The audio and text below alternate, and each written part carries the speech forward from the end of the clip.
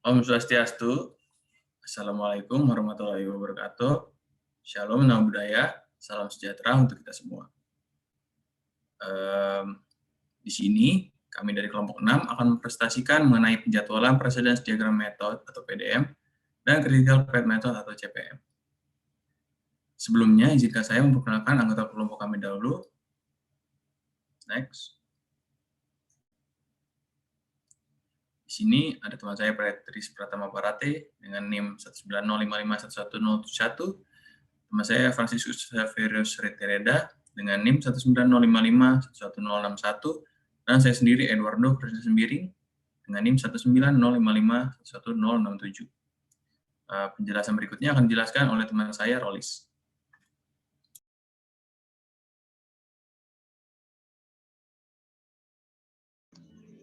Jadi baik, saya akan menjelaskan tentang Precedence Diagram Method atau PDM.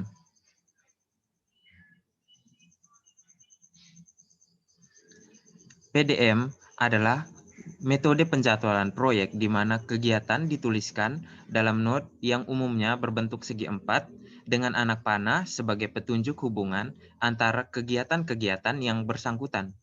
Constraint menunjukkan hubungan antar kegiatan dengan satu garis dari node terdahulu ke node berikutnya. Satu constraint hanya dapat menghubungkan dua node berdasarkan Laksito tahun 2005.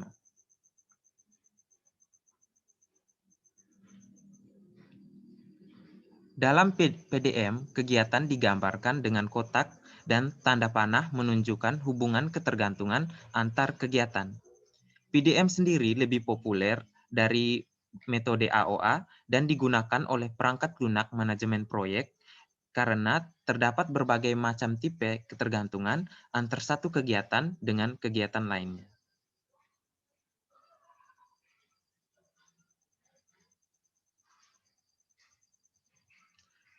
Dalam penggambaran PDM, kotak bagian kiri menunjukkan kegiatan mulai dan kotak bagian kanan menunjukkan kegiatan selesai. Tanda panah menunjukkan hubungan antar satu kegiatan dengan kegiatan lain. Dalam PDM sendiri terdapat berbagai macam variasi hubungan kegiatan. Sedangkan dalam pembuatan diagram AOA hanya mengizinkan satu jenis hubungan logis, di mana aktivitas sebelumnya harus diselesaikan sebelum aktivitas berikutnya dapat dimulai.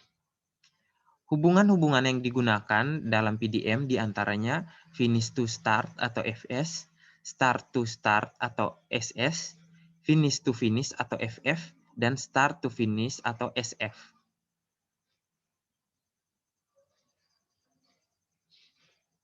Yang pertama finish to start.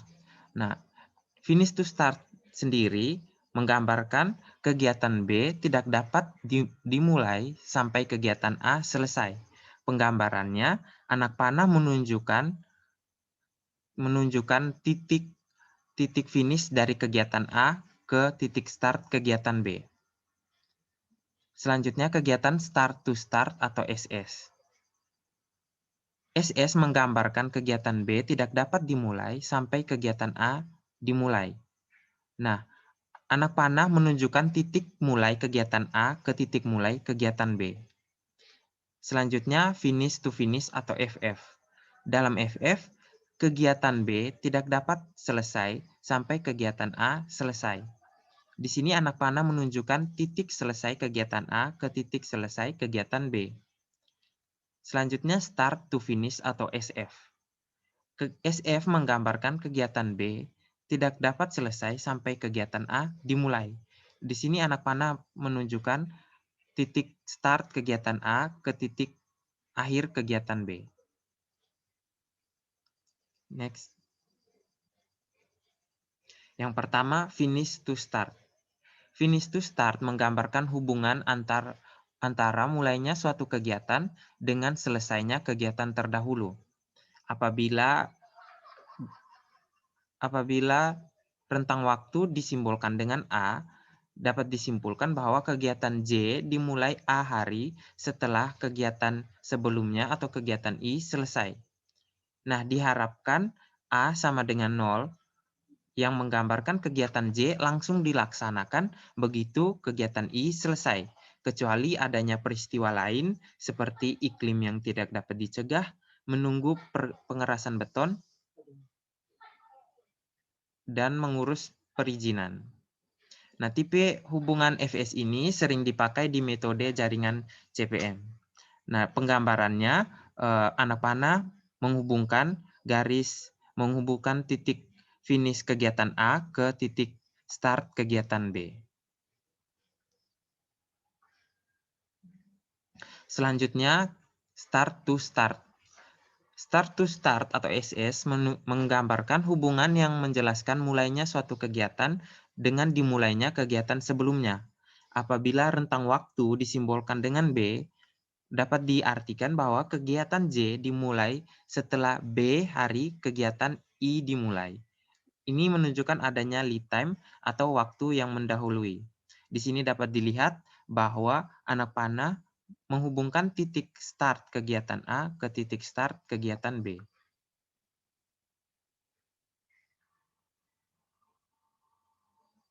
Selanjutnya, finish to finish. Finish to finish atau FF menggambarkan hubungan antara selesainya suatu kegiatan dengan selesainya kegiatan terdahulu. Apabila rentang waktunya disimbolkan dengan C, dapat disimpulkan bahwa kegiatan J selesai C hari setelah kegiatan I selesai. Kontren ini mencegah kegiatan J selesai 100% sebelum kegiatan I telah C hari selesai. Di sini penggambarannya anak panah dihubungkan dari titik finish kegiatan A ke titik finish kegiatan B. Selanjutnya, start to finish. Start to finish atau SF menggambarkan hubungan antara selesainya suatu kegiatan dengan dimulainya kegiatan terdahulu. Apabila rentang waktunya disimbolkan dengan D, dapat disimpulkan bahwa suatu kegiatan J selesai setelah D hari kegiatan sebelumnya atau kegiatan I selesai. Nah, tipe hubungan ini sangat jarang ditemukan dan di beberapa literatur kurang disarankan untuk dipakai karena sering menimbulkan kebingungan. Nah, penggambarannya ini dapat dilihat anak panah dihubungkan dari titik start kegiatan A ke titik finish kegiatan B.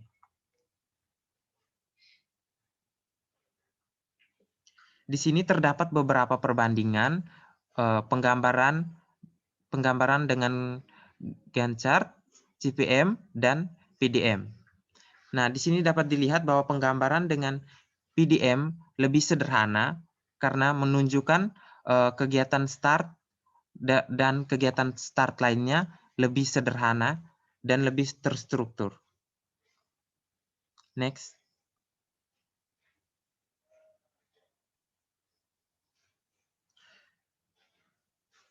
Pada dasarnya PDM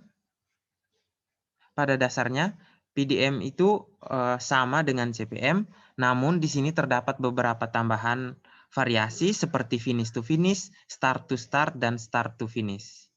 Next. Di sini terdapat perbandingan untuk contoh kegiatan kegiatan B akan dimulai 5 hari setelah kegiatan A selesai.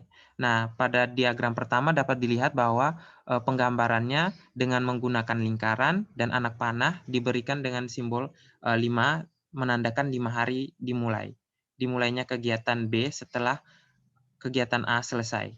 Nah, untuk gambar diagram CPM yang pertama ini merupakan gambar yang salah karena tidak ada keterangan rentang waktu 5 hari setelah kegiatan A selesai. Jadi perbaikan gambarnya dilihat pada diagram CPM yang kedua. Di sini terdapat jeda waktu antara kegiatan A dan kegiatan B.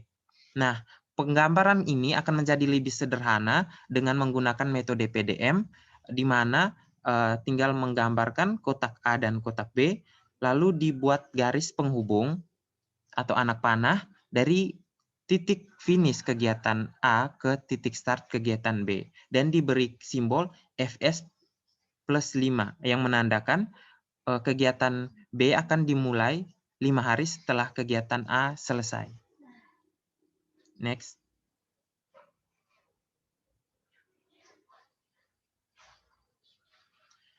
Nah, dalam PDM juga dikenal adanya istilah lag dan lead time.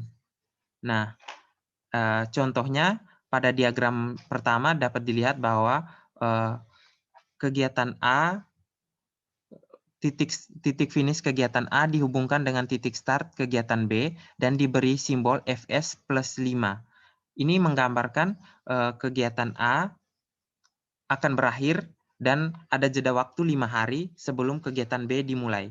Ini menandakan kondisi lag time. Selanjutnya dapat dilihat diagram di bawahnya. Dibuat anak panah yang menghubungkan titik finish kegiatan A ke titik start kegiatan B. Nah, di sini juga diberi simbol Fs minus 5 yang menandakan kegiatan B dimulai 5 hari sebelum kegiatan A selesai. Ini menandakan kondisi lead time. Next. Nah, dari berbagai variasi tadi dapat dipadukan dengan lag dan lead time dan dihasilkan beberapa variasi baru seperti yang pertama finish to start lead. Nah, di sini dapat dilihat misalnya kegiatan pada kotak abu-abu akan selesai 1 hari sebelum kegiatan yang pada kotak orange selesai. Nah, ini menunjukkan adanya lead time pada kegiatan kotak abu-abu. Nah, selanjutnya finish to start lag. Nah, di sini dari diagram yang ditampilkan dapat dilihat bahwa terdapat jeda waktu 14 hari antara kegiatan pertama dan kegiatan kedua. Kondisi ini dapat dilihat adanya penggambaran yang menunjukkan anak panah dari titik finish kegiatan A ke titik start kegiatan B. Selanjutnya start to start lead. Pada start to start lead, ini contoh yang ditampilkan kegiatan pada kotak abu-abu dimulai 1 hari sebelum kegiatan pada kotak orange dimulai. Nah, ini menunjukkan bahwa kegiatan B akan dimulai terlebih dahulu sebelum kegiatan A dimulai. Nah, pada start to start lag keadaan akan berbalik di mana kegiatan A dimulai terlebih dahulu sebelum kegiatan B dimulai. Next. Selanjutnya finish to finish lead. Nah, di sini dapat dilihat bahwa kegiatan B akan selesai 1 hari sebelum kegiatan A selesai. Ini menunjukkan bahwa adanya lead time pada kegiatan B. Selanjutnya finish to finish lag. Pada finish to finish lag, contoh yang diberikan kegiatan A akan berakhir 3 hari sebelum kegiatan B berakhir. Dapat dilihat bahwa lag time di sini kegiatan B akan mendahului kegiatan A. Selanjutnya start to finish lead. Di sini dapat dilihat bahwa kegiatan B dimulai sebelum kegiatan A dimulai. Atau dengan kata lain, kegiatan B selesai lalu dilanjutkan dengan kegiatan A. Selanjutnya start to finish lag. Pada contoh yang diberikan dapat dilihat bahwa kegiatan A akan dimulai setelah kegiatan B. Kegiatan A akan dimulai sebelum kegiatan B dimulai. Nah, dapat dilihat juga bahwa kegiatan B tepat dimulai setelah kegiatan A selesai. Next. Dalam PDM juga dikenal slack dan float. Nah, rumusnya masih sama dengan metode CPM, di mana total float sama dengan LF dikurang ES dikurang D. Adapun start float, di mana LS dikurang ES. Dan juga terdapat finish float yang diperoleh dari LF dikurang EF. Next. Selanjutnya akan dijelaskan oleh teman saya, Petris.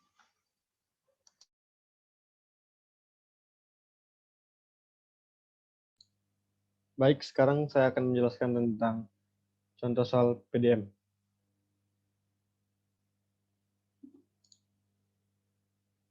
Di sini ada contoh soal di mana ada nomor kegiatan yaitu nomor 1, 2, 3, 4, 5, 6. Dan nama kegiatannya itu pada nomor 1 itu A dengan durasi 5 dan constraint tidak ada. Artinya kegiatan A itu adalah kegiatan awal. Kemudian kegiatan B dengan durasi 6 dengan start to start sama dengan 3 dan kegiatan C dengan durasi 6 dengan finish to start sama dengan 2, finish to finish sama dengan 2. Kemudian ada kegiatan D dengan durasi 7 dengan constraint 11 di mana start to finish. Kemudian ada kegiatan E dengan durasi 6 dengan ada 3 constraint yaitu finish to start sama dengan 1 dan start to finish sama dengan 9 dan start to start sama dengan 4. Kemudian ada kegiatan F dengan durasi 8 dengan constraint start to start sama dengan 5. Kemudian kita masukkan ke dalam diagram jaringannya di mana dimulai dengan kotak nomor kegiatan dan ada kotak merah dengan yang disebut dengan early start, kemudian ada kotak biru muda yaitu late start dan kotak hijau adalah nama kegiatan dan kotak biru keabu-abuan yaitu durasi dan ada kotak orange dengan nama early finish dan kotak ungu dengan late finish. Di kotak pertama ada kegiatan A, di mana memiliki durasi sama dengan 5. Untuk mencari early finish-nya, dimulai dengan menghitung hitungan maju, di mana selalu early start-nya itu sama dengan 0. Kemudian untuk mencari early finish-nya itu tinggal dijumlahkan early start tambah durasi, didapatkan 5. Kemudian pada kegiatan B, untuk mendapatkan early start-nya, di situ anak panahnya ditunjuk dengan start to start plus 3. Artinya early start di kotak pertama dijumlahkan dengan start to start plus 3, didapatkan early start pada kotak 2 sama dengan 3. Kemudian untuk early finish-nya, kita jumlahkan early start-nya ditambah durasi, didapatkan early finish-nya itu sama dengan 9. Selanjutnya, kegiatan C. Di kegiatan C itu ada 2 anak panah. Yang pertama dari kotak nomor 1 dan kotak nomor 2. Untuk yang dari kotak nomor 2, early finish-nya ditambah finish to finish dikurang durasi, didapatkan hasil nilai 5. Kemudian dari kotak 1 didapat early finish ditambah finish to start, didapatkan nilai sama dengan 7. Pada hitungan maju yang diambil adalah angka terbesar, maka yang diambil adalah 7. Kemudian pada early finish-nya itu early start-nya ditambah durasi yang didapat adalah 13.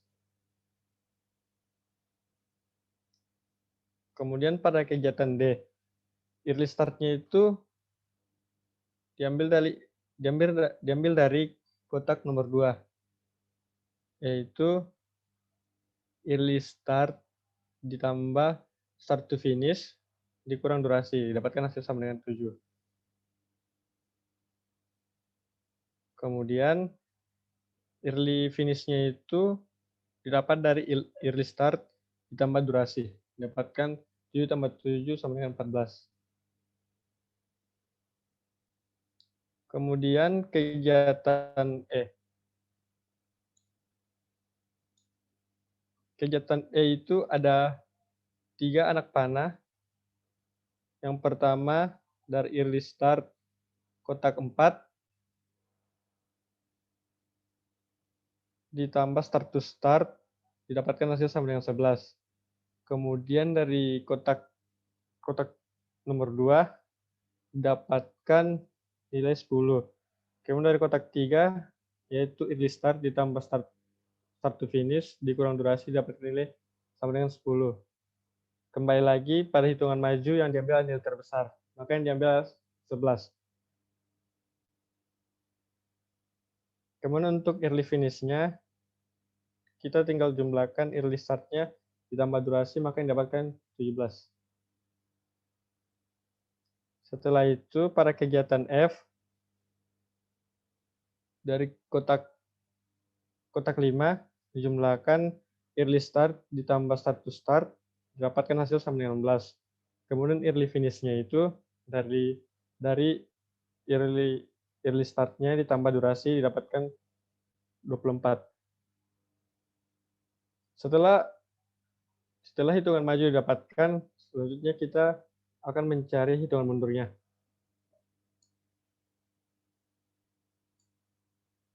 Di mana pada kegiatan mundur ini, yang diambil itu nilai yang paling terkecil, terbalik dengan perhitungan maju. Dan early start pada kegiatan perhitungan mundur, early start dan early finish-nya sama pada kegiatan paling akhir. Jadi kita lihat dimulai dari kegiatan E, di mana untuk mencari late finish-nya itu didapat dari late start pada kotak 6 dikurang start to start ditambah durasi, didapatkan hasil 17.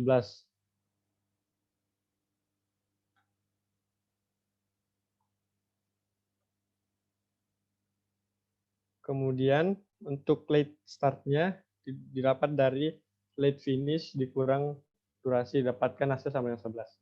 Kemudian pada kegiatan D, late finish-nya didapat dari late start pada kotak 5 dikurang start to start ditambah durasi, dapatkan hasil sama dengan 14.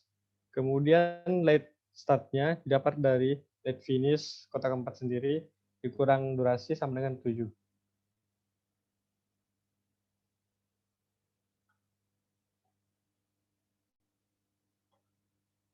Kemudian kegiatan C. Untuk late finish-nya sendiri didapat dari kotak 5, yaitu late finish dikurang start to finish ditambah durasi. Dapatkan hasil sama dengan 14. Kemudian late start-nya didapat dari late finish dikurang durasi, dapatkan hasil sama dengan 8.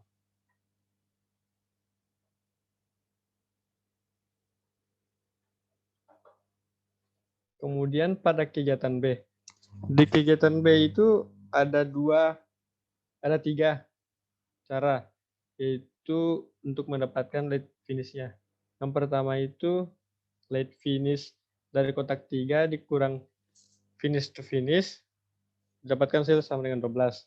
Kemudian late finish sama dengan late start pada kotak 5 dikurang finish to start, didapatkan hasil sama dengan 10.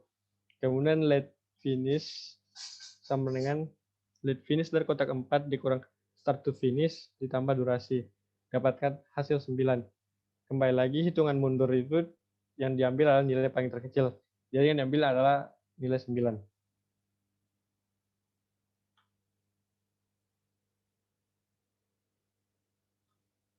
Kemudian pada kegiatan A, untuk mendapat late finish-nya ada 2, yaitu dari late start kotak 2 dikurang start to start ditambah durasi, dapatkan hasil 5. Kemudian dari kotak 3 yaitu late start dikurang finish to start, didapatkan hasil sama dengan 6. Maka yang diambil adalah nilai 5. Kemudian untuk late start-nya didapatkan dari late finish dikurang durasi, didapatkan nilai 0. Setelah itu kita cari total float-nya.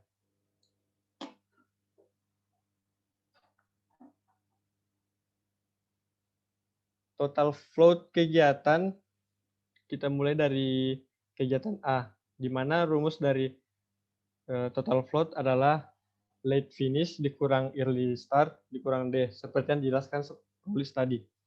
Jadi untuk total float kegiatan A itu 5 dikurang 0 dikurang 5, didapatkan hasil sama dengan 0. Kemudian kita lihat total float pada kegiatan B. Dengan rumus yang sama, 9 dikurang 3 dikurang 6 sama 0. Sebelumnya pada total float A, hasil 0 itu merupakan total float A itu merupakan kegiatan yang kritis. Jadi kegiatan kritis itu harus dilaksanakan secara tepat waktu dan tidak boleh ditunda-tunda. Begitu juga total float pada bagian B yang merupakan kegiatan kritis. Kemudian kita lihat pada total float bagian kegiatan C. Dengan rumus yang sama, 14 dikurang 7 dikurang 6 hasilnya 1. Artinya kegiatan C bukan merupakan kegiatan kritis. Selanjutnya kita hitung total float kegiatannya. Yang pertama itu kita hitung total float pada kegiatan A, di mana rumusnya itu late finish dikurang early start dikurang durasi, di mana late finish itu 5, kemudian early start-nya itu 0, dan durasinya itu 5. Didapatkan hasil 0. Jadi kegiatan A itu merupakan kegiatan kritis, di mana kegiatan kritis itu tidak boleh ditunda dan harus diselesaikan secara tepat waktu. Kemudian kita hitung total float pada kegiatan B. Dengan rumus yang sama, didapatkan 9 dikurang 3 dikurang 6 dengan hasil 0. Jadi kegiatan B merupakan kegiatan kritis. Kemudian kita lihat di kegiatan C. Dengan rumus yang sama, didapatkan 14 dikurang 7 dikurang 6. Hasilnya 1. Artinya kegiatan C bukan merupakan kegiatan kritis. Artinya pada kegiatan C masih dapat ditunda dan tidak akan mengganggu kegiatan proyek secara keseluruhan. Kemudian kita lihat total float pada kegiatan D. Dengan rumus yang sama, didapatkan 14 dikurang 7 dikurang 7, didapatkan hasil sama dengan 0. Jadi kegiatan D itu adalah kegiatan kritis. Kemudian kita lihat total float kegiatan E. Dengan rumus yang sama, didapatkan 17 dikurang 11 dikurang 6, didapatkan hasil sama dengan 0. Maka kegiatan E merupakan kegiatan kritis. Kemudian total float kegiatan D. Didapatkan 24 dikurang 16 dikurang 8. Hasilnya adalah 0. Jadi, alur kegiatan kritis berawal dari kegiatan A, menuju B, menuju D, menuju E, dan menuju F. Dengan waktu total adalah sebesar 24 hari.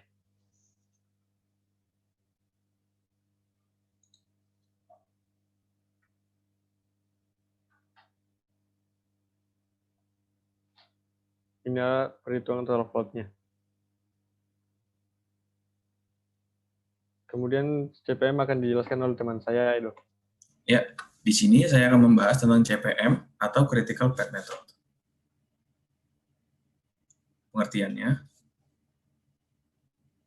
Critical Path Method yaitu jalur yang memiliki rangkaian komponen-komponen kegiatan dengan total jumlah waktu terlama dan menunjukkan kurun waktu penyelesaian proyek yang tercepat. Ya, di sini saya akan membahas kegiatan, peristiwa, dan atribut dari CPM. Nah, di sini kegiatan digambarkan sebagai anak panah yang menghubungkan dua lingkaran yang mewakili dua peristiwa atau event, yaitu peristiwa I dan peristiwa J.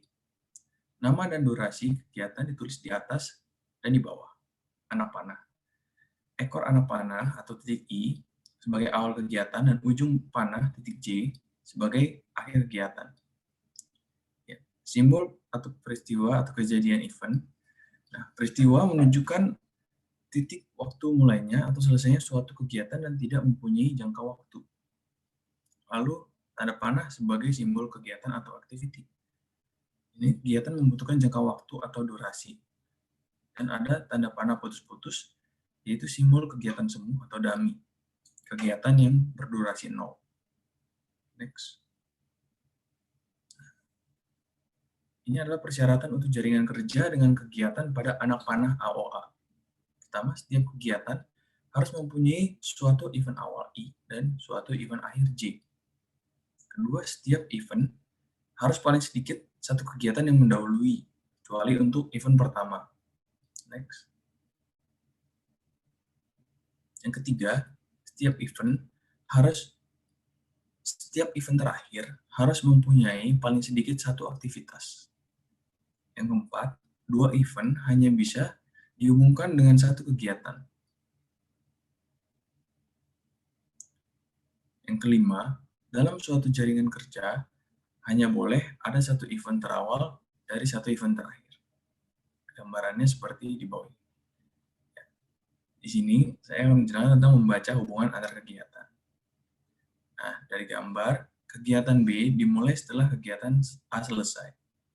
Kegiatan A adalah kegiatan yang mendahului kegiatan B. Disebut predesesor dari kegiatan B, sedangkan kegiatan B adalah kegiatan yang mengikuti kegiatan A, disebut sukesor dari kegiatan A.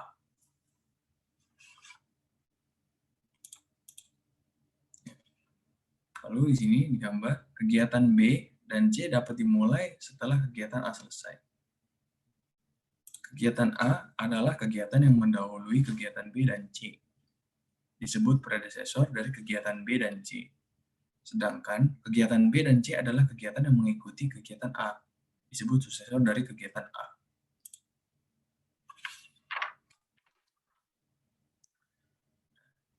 Jadi kegiatan C dapat dimulai dengan kegiatan A dan B selesai.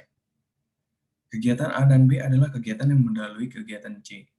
Disebut predesesor dari kegiatan C. Sedangkan kegiatan C adalah kegiatan yang mengikuti kegiatan A dan B, disebut sukesor dari kegiatan A dan B. Lalu ada kegiatan semu atau dummy activity. Dua kegiatan atau lebih didahului oleh satu atau lebih kegiatan yang sama, maka dummy diperlukan untuk menghubungkan kegiatan-kegiatan tersebut. Penggambaran dummy seperti di bawah. Kegiatan C didahului oleh kegiatan A dan B. Sedangkan kegiatan B juga merupakan kegiatan yang mendahului D. Maka kegiatan C baru dapat dimulai setelah kegiatan A dan B selesai. Sedangkan kegiatan D dapat dimulai setelah kegiatan B selesai. Kegiatan D tidak tergantung pada kegiatan A.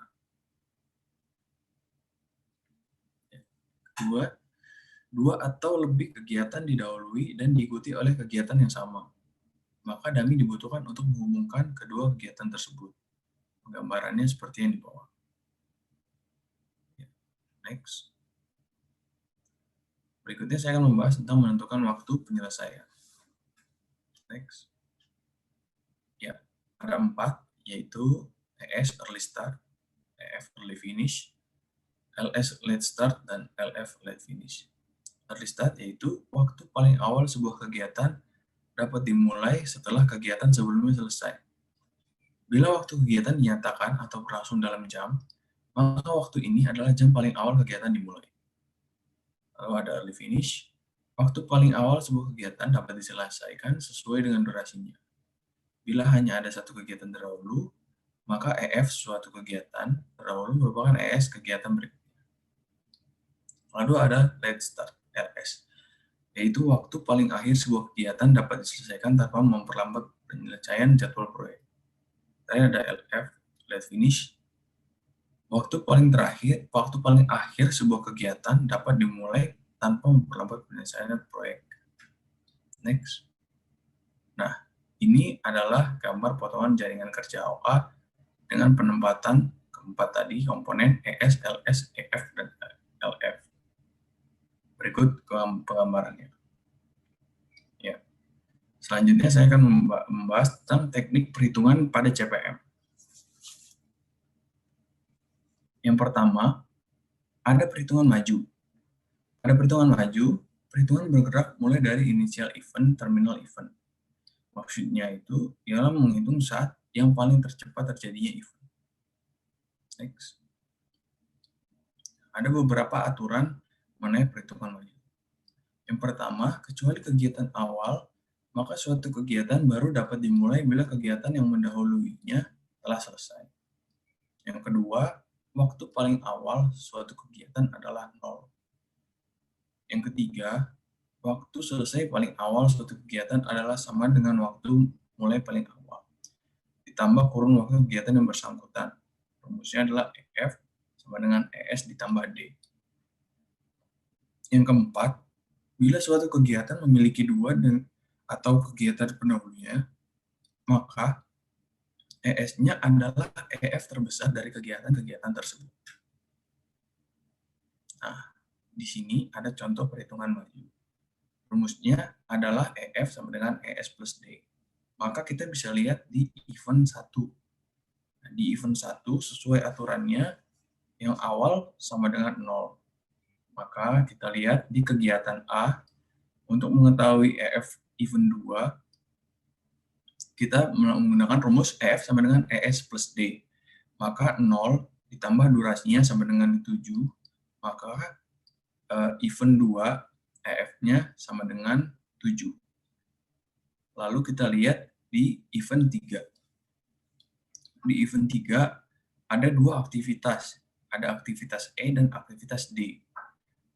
Untuk perhitungan maju, kita menggunakan hasil yang tertinggi. Maka jika kita hitung lagi, dengan menggunakan rumus yang sama, di aktivitas D, 7 ditambah 4 sama dengan 11, dan di aktivitas E, 0 ditambah 10 sama dengan 10. Maka kita diambil yang tertinggi, hasilnya adalah 11. Dengan perhitungan seperti tadi, kita terapkan ke semua event, maka didapatkan hasil sebagai berikut. Next. Lalu yang kedua ada perhitungan mundur. Perhitungan mundur merupakan perhitungan yang bergerak dari terminal event menuju ke initial event, bertujuan untuk menghitung saat paling lambat terjadinya event dan saat paling lambat dimulainya serta diselesaikannya aktivitas-aktivitas. Next. Ada juga aturan dari perhitungan mundur. Pertama, hitungan mundur dimulai dari ujung kanan, yaitu dari hari terakhir penyelesaian proyek suatu jaringan kerja. Yang kedua, waktu dimulai paling akhir suatu kegiatan adalah sama dengan waktu selesai paling akhir dikurangi kurun waktu atau durasi kegiatan yang bersangkutan. Atau rumusnya LS sama dengan LF dikurang D durasi.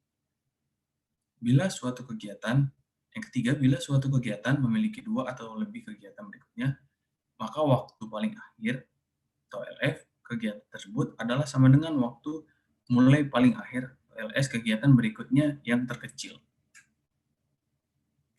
Nah, di sini ada contoh perhitungan mundur.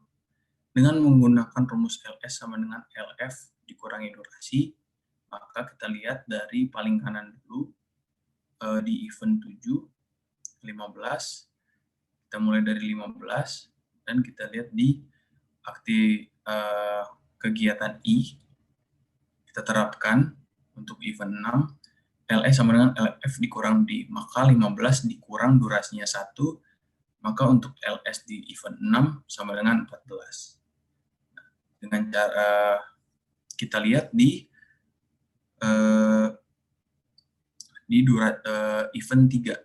Event 3 sama, kita lihat di event 2 sama juga, maka dengan menggunakan rumusnya tadi, jika ada dua kegiatan, jika ada di satu event tersebut ada dua kegiatan atau ada dua aktivitas, maka kita menggunakan untuk perhitungan mundur, menggunakan hasil terkecil dari perhitungan tersebut. Dengan menggunakan perhitungan tersebut, didapatkan hasil seperti yang ada di gambar ini. Berikutnya. Ya, di sini saya akan membahas tentang total float, free float, dan independent float. Ini total float Dan yang tadi itu merupakan kegiatan activity flow. Maka saya akan mulai dengan total flow. Nilai total flow suatu kegiatan sama dengan waktu paling akhir terjadinya peristiwa berikutnya, atau LF dikurangi durasi kegiatan yang bersangkutan, atau D dikurangi waktu paling awal terjadi peristiwa terdahulu, atau ES. Rumusnya TF sama dengan LF dikurangi D dikurangi ES. Next. Ya, kegiatan-kegiatan yang memiliki nilai flow tertentu atau tidak sama dengan 0, maka pelaksanaan kegiatan tersebut dalam jalur yang bersangkutan dapat ditunda atau diperpanjang sampai batas tertentu, yaitu sampai flow total sama dengan 0, tanpa mempengaruhi selesainya jadwal proyek secara keseluruhan.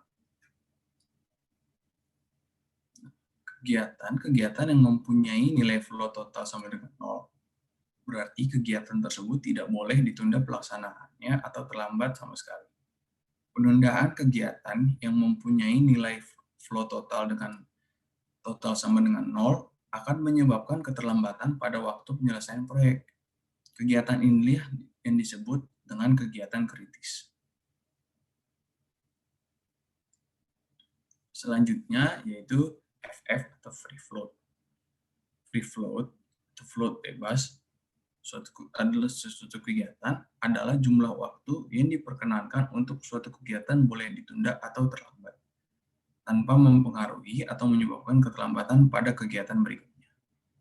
Nilai float bebas suatu kegiatan dapat dihitung dengan rumus waktu mulai paling awal kegiatan berikutnya, suksesor, kurangi durasi kegiatan, dikurangi waktu mulai paling awal kegiatan yang dimaksud. Rumusnya adalah FF sama dengan EF dikurangi D dikurangi ES. Yang terakhir ada independent float atau IF. Itu memberikan identifikasi suatu kegiatan tertentu dalam jaringan kerja yang meskipun kegiatan tersebut terlambat tidak berpengaruh pada total float dari kegiatan yang mendahului ataupun kegiatan berikutnya. Rumusnya yaitu IF sama dengan EF dikurangi D dikurangi LS. Di sini saya akan membahas tentang peristiwa kritis, kegiatan kritis, dan lintasan kritis. Peristiwa kritis. Peristiwa kritis adalah peristiwa yang tidak mempunyai tenggang waktu atau saat paling awalnya sama dengan saat paling akhirnya. Ya, ini adalah contoh peristiwa kritis. Pada network diagram ini, yang merupakan peristiwa-peristiwa kritis adalah peristiwa peristiwa 1, 2, 3, 6, dan 7, di mana peristiwa tersebut ES sama dengan LS dan EF sama dengan LF. Next. Kedua, ada kegiatan kritis. Kegiatan kritis adalah kegiatan yang sangat sensitif terhadap keterlambatan. Sehingga bila sebuah kegiatan kritis terlambat 1 hari saja, sedangkan kegiatan-kegiatan lainnya tidak terlambat, maka umur proyek tersebut akan mengalami keterlambatan selama 1 hari. Nah, di sini ada contoh kegiatan kritis. Ini next. Nah, di sini kita cari total float-nya dengan network diagram tadi, kita cari dengan rumus TF sama dengan LF dikurangi ES dan D, maka kita bisa tahu kritis di kegiatan apa saja. Dengan perhitungan, maka kegiatan kritisnya ada di kegiatan A, D, F, dan I. Next. Lalu ada lintasan kritis. Lintasan kritis adalah lintasan yang terdiri dari kegiatan kritis, peristiwa kritis, dan dummy jika ada. Lintasan kritis ini dimulai dari peristiwa awal network diagram sampai dengan akhir network diagram berbentuk lintasan. Mungkin saja terdapat lebih dari satu lintasan kritis dalam sebuah network diagram. Ya, ini merupakan contoh lintasan kritis. pada network diagram ini, yang merupakan lintasan kritis adalah event 1 dengan kegiatan A, event 2 dengan kegiatan D, event 3 dengan kegiatan F, event 6 dengan kegiatan I, dan event 7. Maka di dalam network diagram ini dibedakan dengan tanda panah rangkap 2. Ya, selanjutnya penjelasan contoh soal CPM akan dijelaskan dengan teman saya, Petris.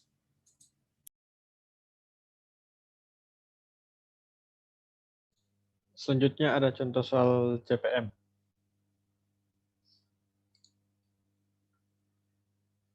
Di sini kita disuruh untuk mencari diagram jaringan CPM dengan metode AOA. Di sini ada kegiatan A sampai H dengan durasi yang berbeda-beda dan kegiatan sebelumnya dan kegiatan sesudah. Di sini kegiatan A tidak memiliki kegiatan sebelum. Jadi kegiatan A merupakan kegiatan awal dan kegiatan sesudahnya itu B dan C. Ini diagram jaringannya. Tadi karena kegiatan A tidak memiliki kegiatan sebelum, maka kita tuliskan kegiatan A sebagai kegiatan awal, di mana early start-nya itu sama dengan 0. Kemudian kegiatan sesudahnya itu adalah kegiatan B dan C. Setelah itu kegiatan B memiliki kegiatan sebelum yaitu A, dan kegiatan sesudahnya itu D dan G. Kemudian C, kegiatan sebelumnya adalah A, dan kegiatan sesudahnya itu E. Kemudian kegiatan D memiliki kegiatan sebelum B, dan kegiatan sesudahnya itu F. Kemudian kegiatan E, kegiatan sebelumnya itu C, dan kegiatan sesudahnya itu G. Kemudian ada kegiatan F, di mana kegiatan sebelumnya itu D, dan kegiatan sesudahnya itu H. Kemudian ada kegiatan G, dengan kegiatan sebelumnya itu B, dan E, kegiatan sesudahnya itu H. Kemudian ada kegiatan H, dengan kegiatan sebelumnya itu kegiatan F dan G, dan kegiatan sesudahnya itu tidak ada. Maka dapat disimpulkan bahwa kegiatan H adalah kegiatan akhir. Yang perlu diperhatikan di sini adalah kegiatan G merupakan kegiatan dummy, di mana kegiatan G memiliki kegiatan sebelum yaitu kegiatan B dan E. Artinya kegiatan dummy sesuai yang dijelaskan sama teman saya, sama dengan teman saya Edo tadi, bahwa kegiatan ini saling bergantung. Jadi kegiatan G tidak dapat berlangsung sebelum kegiatan B dan E selesai. Di sini kita masukkan pertama-tama yaitu early start. Karena yang pertama kali dikerjakan yaitu perhitungan maju.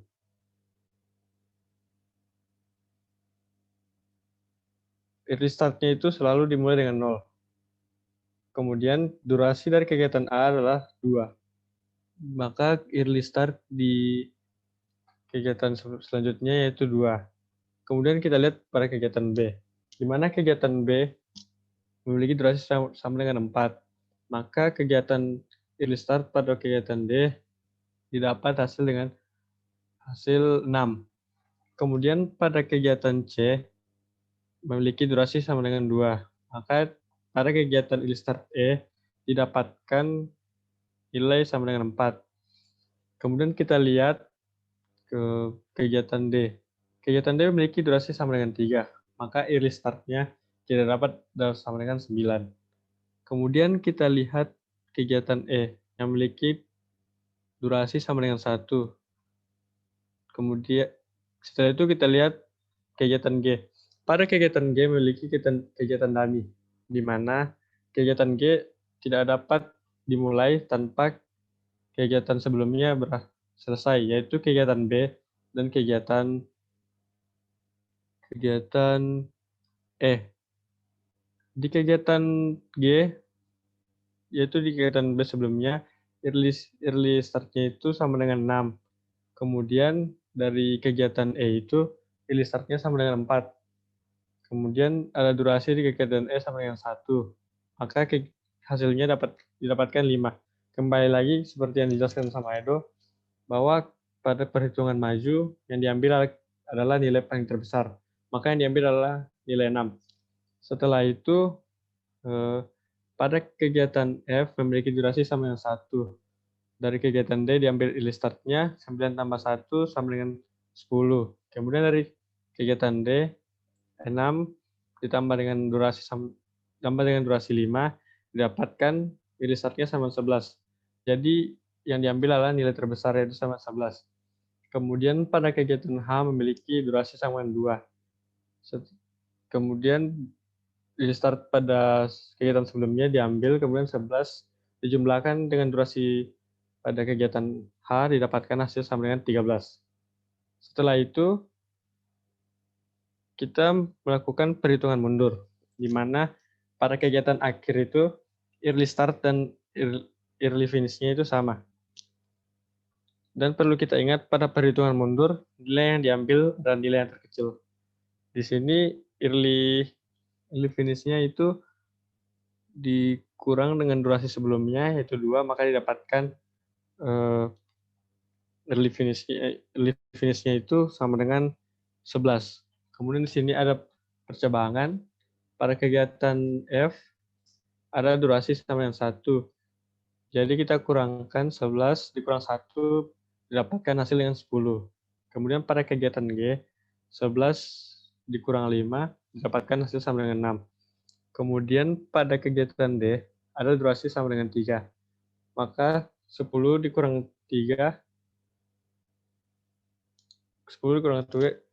didapatkan 7. Perlu kita ingat bahwa pada kegiatan G ada kegiatan dummy. Maka yang kita ambil itu adalah kegiatan paling terkecil. Yang tadi pada kegiatan D didapatkan hasil sama dengan 7. Pada kegiatan G didapatkan hasil sama dengan 6. Maka yang diambil adalah nilai 6. Kemudian pada kegiatan E ada durasi sama dengan 1. Maka 6 kurang 1 didapatkan hasil sama dengan 5. Kemudian pada kegiatan C ada durasi sama dengan 2. Maka kita kurangkan 5 dikurang 2. Tapi perlu diperhatikan bahwa pada kegiatan B ada durasi sama dengan 4. Dan tadi didapatkan early finish-nya itu sama dengan 6. Dari kegiatan dummy pada kegiatan G. Kemudian 6 dikurang 4 didapatkan hasil 2. Bahwa pada perhitungan mundur yang diambil adalah nilai paling terkecil. Maka nilai yang diambil adalah 2. Kemudian pada kegiatan A ada durasi sama dengan 2. Maka kita kurangkan 2 dengan 2, maka hasilnya sama dengan 0. Setelah itu